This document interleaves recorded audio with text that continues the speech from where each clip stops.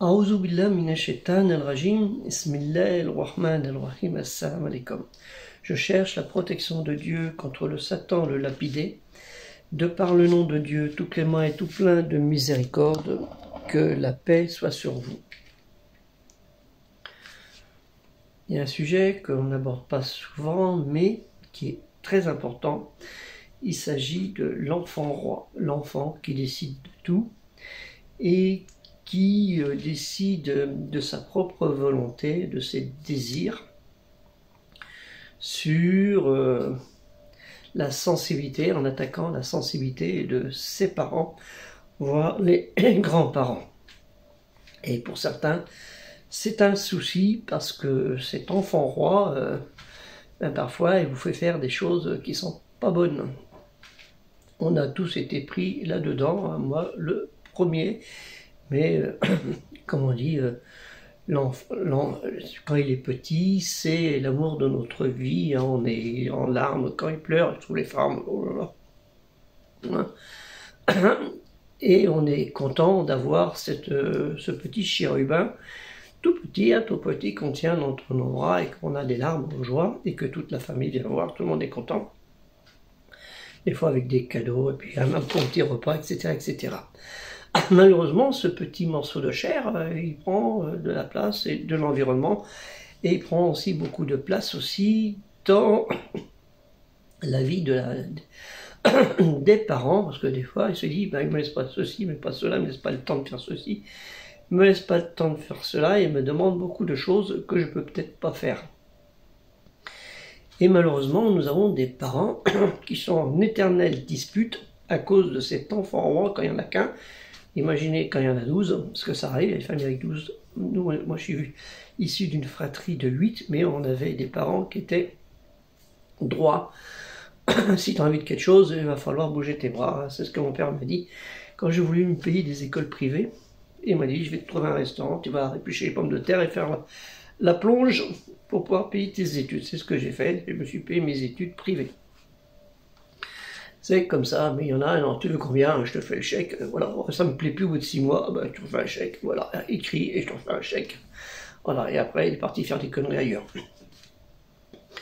Et ça, c'est un peu dommage de la part de certains parents qui, avec la corde sensible, parce qu'on a une corde sensible, nous sommes des êtres humains, où ben, on fait souvent les caprices de ses enfants, parce que souvent c'est des caprices, et il dit je veux, je veux, je veux, mais il n'a peut-être pas besoin, c'est un besoin qui est souvent très éphémère. Ça arrive, moi j'ai eu ma fille, celle qui fait des études de droit, des études sur Toulouse, qui nous a fait le coup avec sa grand-mère. Je veux la barre de chocolat, attends, c'était à 30 € le kilo, hein. Alors, si c'est pas plus, 45 je crois, même 45 € le kilo, parce que c'est du must. Je dis, attends, c'est cher, faut pas donner ça à un enfant. Mais la grand-mère, oh, c'est la petite fille, il faut lui faire cadeau. Donc elle a acheté une barre de chocolat, elle a goûté un petit morceau, ah, il n'aime pas ça.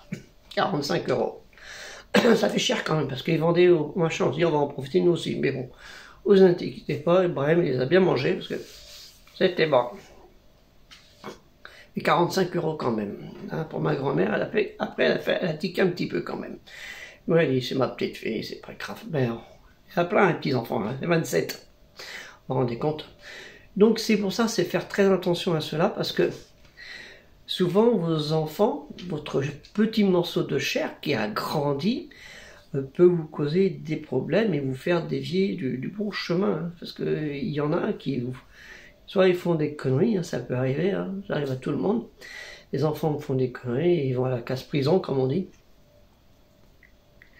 Et des fois c'est concret. Et on vous pose, et là vous posez la question, qu'est-ce que j'ai fait pour que cet enfant soit arrivé là? Donc il faut se poser la question dès le début, hein, l'éducation qu'on donne aux enfants, et non pas les parents sont devant le téphasa, va descendre les escaliers, joue avec tes camarades dehors. Je te surveille avec les yeux devant la télévision dehors, vous voyez ce que je veux dire? Et en fait, ils ne surveillent pas, et l'enfant, il sniffe un petit peu de colle, il fait le chauffe, des trucs comme ça, dans les cités, hein, c'est très fréquent. J'étais dans un quartier, quand j'étais sur Rennes, qui était très très bien, on avait des vaches à côté et tout ça, il n'y a plus. Hein.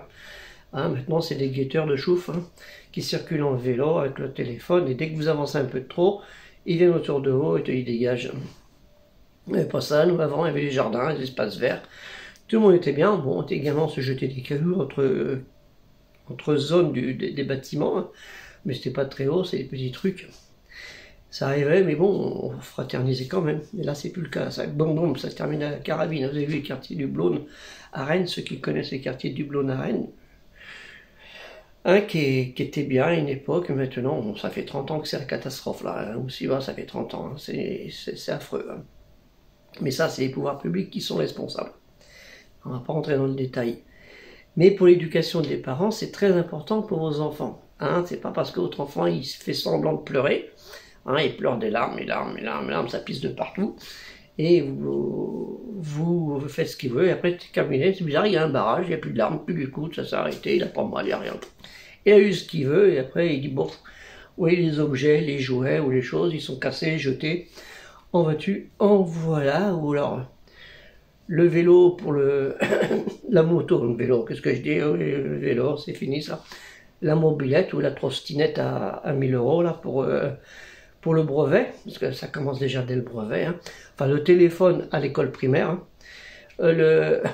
La bicyclette automatique, là, la tristounette à 1000 €, hein. Ça a baissé les prix, donc vous avez de la chance dans votre malheur. Donc ça c'est au brevet, la voiture à 16 ans, hein, avant de passer le bac, et ainsi de suite, et ça continue comme ça, et après l'appartement, pourquoi pas, pour amener la petite copine, hein, faut pas se leurrer, hein, c'est comme ça. Donc faut faire attention à ça, à l'éducation de vos enfants, ne pas toujours leur céder les choses, leur dire que les choses ça se fait avec la force du poignet. Moi je dis bah elle est pauvre là depuis le temps. Donc c'est à force du poignet qu'on doit les éduquer, que rien ne se donne, rien ne s'acquiert qu'avec des pleurs et des je veux, j'ai envie. Et vous, parents, vous ne devez pas céder, hein, parce qu'Allah, Dieu nous dit pour nous, les autres, les humains, les hommes, attention à vos femmes, attention à vos enfants, elles sont pour vous, vous voyez ce que je veux dire, vous allez dans Al-Swat, Al-Qur'an, vous allez le trouver, hein, c'est dans le sens là, vous lisez dans ce sens là, c'est comme ça, vous allez le trouver, et vous dire, attention, méfiez-vous de ça, parce que pour vous, ça peut être dangereux. Et ça, c'est un peu dommage parce qu'on a une grande majorité de parents qui cèdent trop volontiers à leurs enfants. Et ça, c'est pas bon. Hein, c'est pas leur rendre service. Hein, c'est ce que disait mon père, hein, quand je voulais faire telle chose. Je vais t'amener, j'ai les contacts, tu vas faire ceci, tu vas éplucher les patates, laver la vaisselle. Et après, tu as ça. Et Dieu merci, ça m'a bien rendu service. C'est ce que j'ai même éduqué à mes enfants. Aucun chômeur. Aucun chômeur. Il y en a un qui me dit, oh là, on n'arrête pas, on a des clients. Et sont en Suisse, là, on n'arrête pas. Pouf, on est surbooké, là. Ouais, ce qu'on veut, il trouve. Un main, il est parti de Nantes pour aller à Marseille. Le lendemain, il travaillait. Hein. Le lendemain, il travaillait. Alors qu'il y en a, ça fait 2 ans qu'il cherche du boulot là-bas.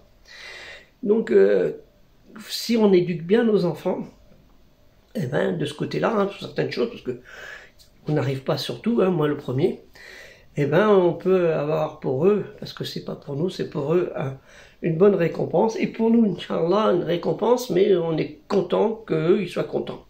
Et ça, et Allah, il est content que nous soyons contents, que ses enfants sont contents, qui ont réussi, qui ont fait les bonnes choses.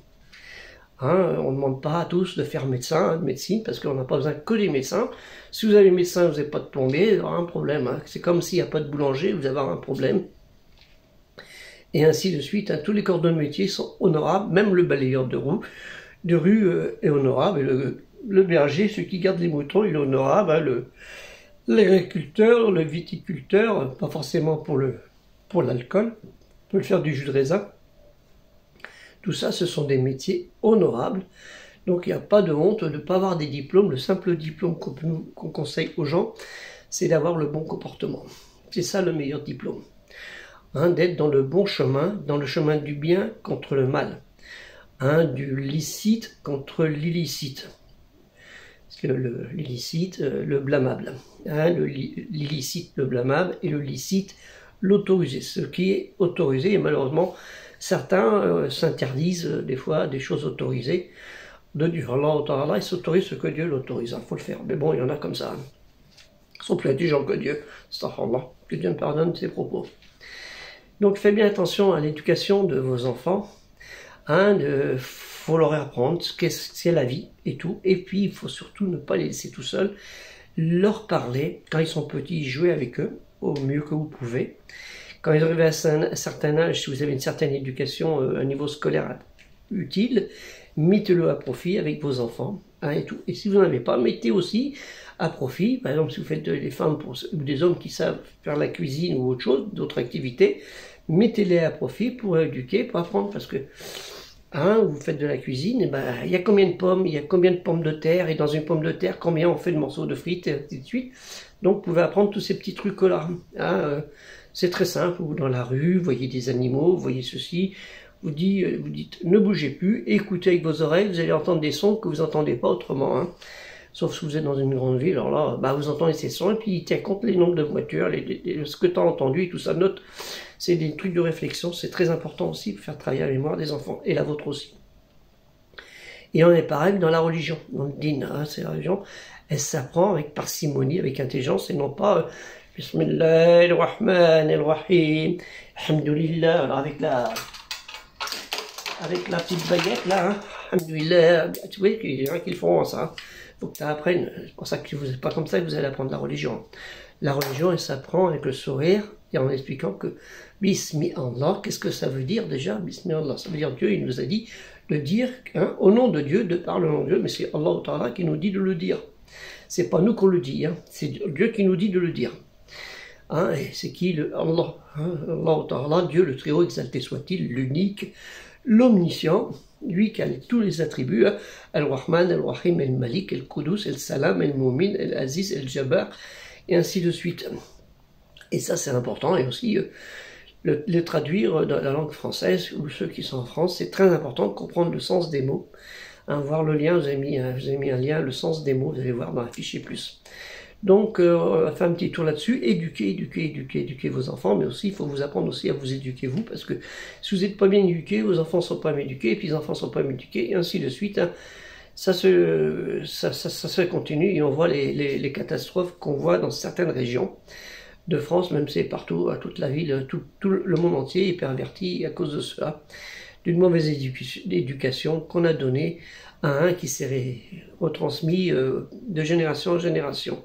Et ça, c'est important. C'est pour ça que le projet culturel musulman universel a été créé hein, pour attaquer l'ignorance, pour vaincre l'ignorance et toutes sortes de haine. Ça, c'est important, parce qu'il y a souvent cette éducation qu'on a donnée, qui est une éducation de haine vis-à-vis de l'autre. Et ça, c'est voilà, voir mes vidéos sur le sujet. Que la paix soit sur vous et aider financièrement culturel musulman. Que la paix soit sur vous, assalamu alaikum, et aider hein, culturel musulman universel, 10 €, c'est rien, 20 €. Vous les donnez maintenant et vous n'allez plus y penser, mais Allah Ta'ala, Dieu le très haut exalté, avec ses anges, hein, ils ont tout noté, ce que vous avez donné en bien, tout ce que vous avez fait en mal. Vous dites, on n'a rien à foutre de lui, on a regardé sa vidéo, on a passé un quart d'heure tranquille, 14 minutes là. Donc voilà, non mais c'est pas ça, hein, le projet il est pour vous, on travaille pour vous. Que la paix soit sur vous, assalamu alaikum, et aider culturel musulman universel.